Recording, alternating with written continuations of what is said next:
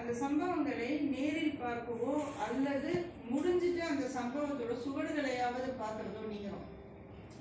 சரிதானே நான் சொல்றேன்?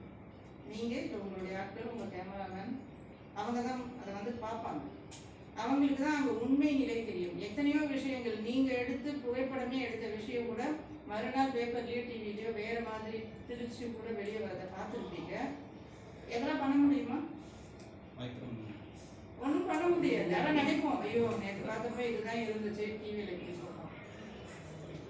ஒன்றுமே பண்ண முடியாது. ஸோ அது போன்ற இடங்களில் நம்ம செயல்படணும் அப்படின்னா நம்ம என்ன செய்யணும், எப்படி செயல்படணும்? யாரையும் சண்டை போடணும்னு அவசியம் கிடையாது. யார்கிட்டையும் போய்ட்டு நம்ம ஃபோர்ஸ் பண்ணணும், போராடணுன்ற அவசியம். நமக்கு தேவையானதை எப்படி எடுத்துக்கலாம்ன்றது அதற்கு உண்டான ஒரு இடம் தான் இது. அதே மாதிரி கல்விக்கு வந்து மிக முக்கியத்துவம் தரக்கூடிய ஒரு அமைப்பு இது இருக்குது. காரணம் என்ன அப்படின்னா, வல்லரசுகள்னு எல்லாம் சொல்லிக்கிறாங்க. இந்தியா வளர்ந்து வரும் நாடுன்னு சொன்னாங்க ஃபஸ்ட்டு.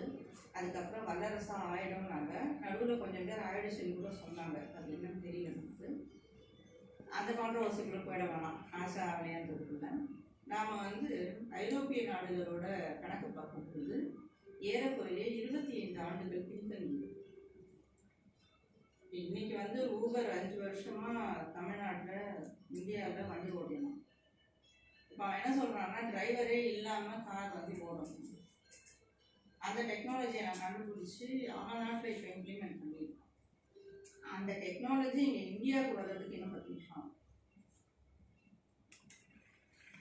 நாம் இப்போ தான் ஏடிஎம்க்கு 25 வருஷம் சொன்னோம். அவன் சென்ச்சுரி அடிச்சிட்டோம்.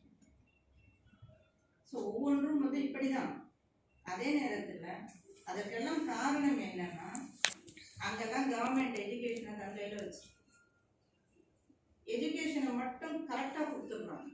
இந்த ஃபுட்டும் எஜுகேஷனும் வந்து என்ன பண்ண மாட்டாங்கன்னா, சைலண்டில் போட்டுருங்க கொஞ்சம், ஒரு மணி நேரம். நம்ம இதுக்கு பேர்